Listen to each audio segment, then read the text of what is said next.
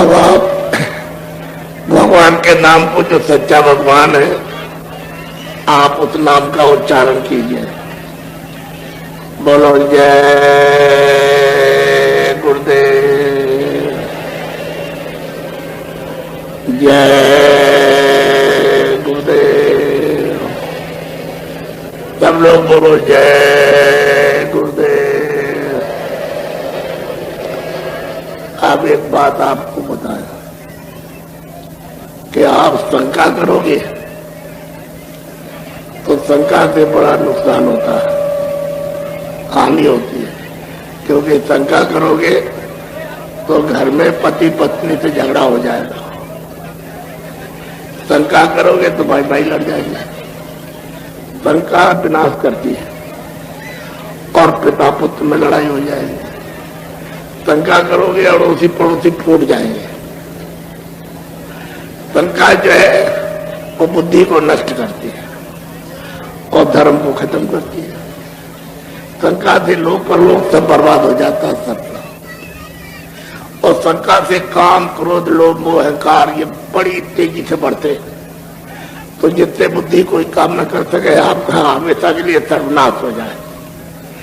तो शंका आप मत करो। क्यों कि महात्माओं ने कोई ऐसा काम नहीं किया जिससे मानव इंसानी रूह का जीवात्मा का कोई नुकसान हो। वो सब वही करते रहे कि जो लाभ हो। और उन्होंने ही तो परमात्मा के नाम का प्रचार किया, तो वो तो आगे भी करते रहेंगे, पीछे भी करते आए। तो आपको शंका करने की क्या जरूरत? ये जो शोर मचा है जय गुरुदेव जय गुरुदेव, तो ये कोई मेरा नाम तो नहीं है, ये तुम्हारी भूल है। न तुम्हारा नाम है, न इन पेड़ों का है, न मतलब ये कि नदी नालों का, न पहाड़ न समुद्र का। ये तो प्रभु का नाम है। तुमने नहीं सुना? तुमको तो रामायण को अच्छी तरह से समझना चाहिए था, समझने वाले से पूछना चाहिए था। एक अनिया अनामार सच्चिदानंद प्रभु धाम, आखिर वो किसने प्रचार किया? एक है। इसलिए शंका मत करो, क्योंकि मेरा नाम नहीं है, मैं तो नाम का प्रचार। तो कोई भी महात्मा आएगा वो प्रचार करता रहा। अरे प्रभु के नाम का तो प्रचार करेगा ही, तुमको रास्ता ही नहीं मिलेगा। वही तो प्रचार करता है। तो बड़े प्रेम प्यार से बोलो जय गुरुदेव, जय गुरुदेव नाम किसका, जय गुरुदेव नाम किसका।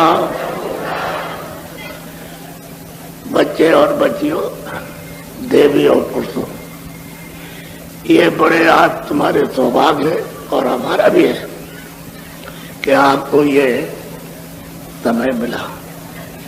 ऐसा समय बहुत मुश्किल से कभी कभी आता था।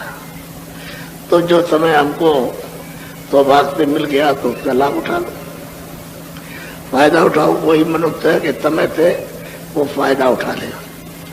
तो जो आपको सुनाऊंगा ये तो आपने कभी सुना नहीं, और जो दूंगा वो भी आपको अभी तक नहीं मिला। तो आप मतलब ये बराबर भटकते रहे। तो मैं ये समझाना चाहता हूँ पहले कि जहां ये रहते हो आप, ये परदेश है, आपका देश नहीं है। आपके देश में तो सुख है, आनंद है। आपका देश तो अमृत से भरा है, ज्ञान से भरा, शक्ति से पूर्ण है। तो वहां आप आनंद लेते हैं। वहां कोई मतलब ही है कि किसी तरह का कोई तकलीफ तो थी नहीं। और ये देश है, ये काल का देश है, ये काल का देश है। और आपका जहां छोड़ा है आपने, वो तो दयालु देश है। वहां तो सिवाय दे दयान दयारंग और अमृत अमृत पियो, वहां तो कोई तकलीफ नहीं।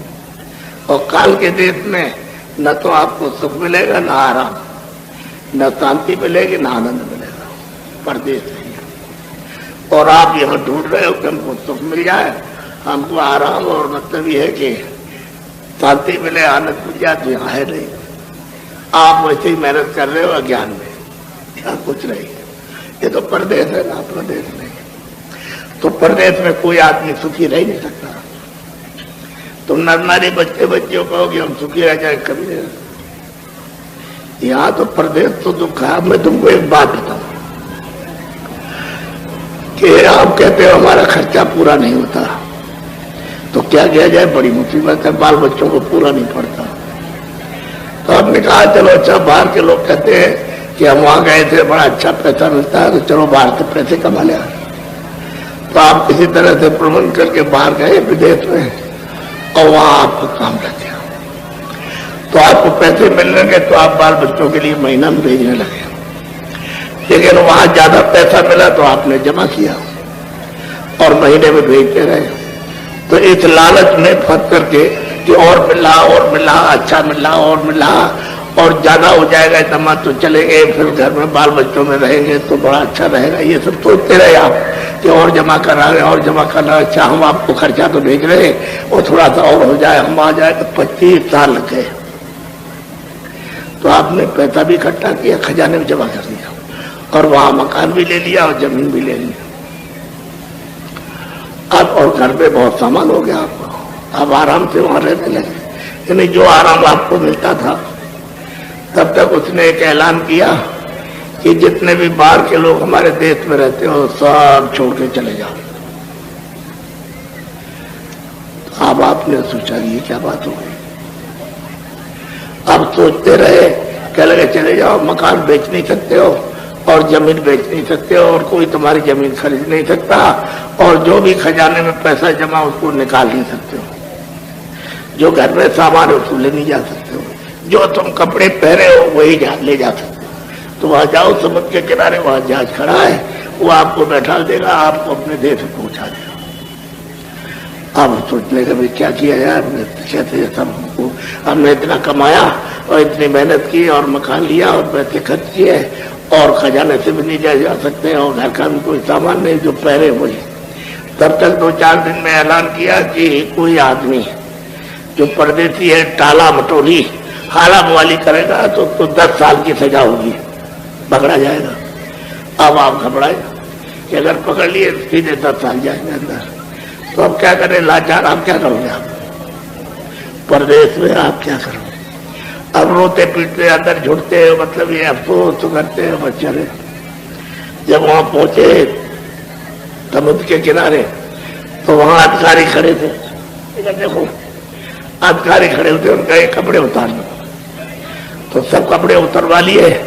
जब कपड़े उतर गए तो उनका ये देखो लंगोटा है, तो पहनो, तो लंगोटा पहना दिया और देखो वो जहाज खड़ा है, उस पर बैठ जाओ।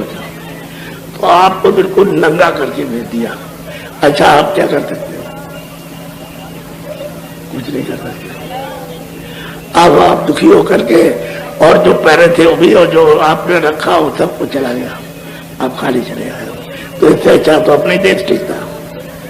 अब तो उससे ज्यादा तकलीफ हुई, क्यों 25 साल तो वहां लग गए और यहाँ पर कमाते और ये रहते बच्चों के बीच में, तो मतलब कम से कम तो अब तो हमको चिंता बहुत हो गई कि अब पैसे कहाँ से आएंगे। अब तो यहाँ कोई काम भी जल्दी नहीं मिलेगा और उम्र भी जो है, यानी मतलब 25 साल में गए, 25 साल वहां हुए, 50 साल हुए, तो उम्र थक रही है। अब आप चले आए बच्चों के बीच में, आ रही है क्या हो गया। पहले भाई उसने मतलब ये कि हुक्म दे दिया कि कुछ ले जा सकते हो, और कहा अगर नहीं जाओगे 10 साल की सजा होगी। तो क्या करें, चले आप। ये है परदेश, ये है पराया देश, अपना देश नहीं है। अब ये तुमको दिया है, देखो ये मतलब समझ लो, ये मकान है, इसको कहते हैं मनुष्य शरीर, इसको कहते हैं इंसान। ये आपको दिया, तुम किराए पर दिया है, भाड़े पर, किराए पर दिया है। ये देखो ये मेरा मकान है, ये मेरा मकान है, 5 चीजों का बना है, जल पृथ्वी अग्नि वायु आकाश। 5 चीजें बराबर बराबर मिला दी और इसमें जीवात्मा को ऐसे बैठा दिया। तो अब जीवात्मा का तो ये मकान नहीं है, ये तो उसने कहा देखो ये हमने बना दिया और इसको इसमें बैठा दिया। अब ये मकान जो है वो क्या है, 5 तत्वों का। तो जब ये चेतन इसमें बैठेगा तो चालू हो गया, अब चलने फिरने लगा और देखने लगा और सुनने लगा।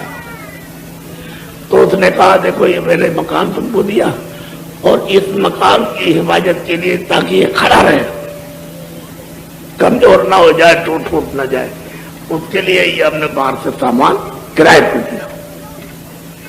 तुमको जमीन दी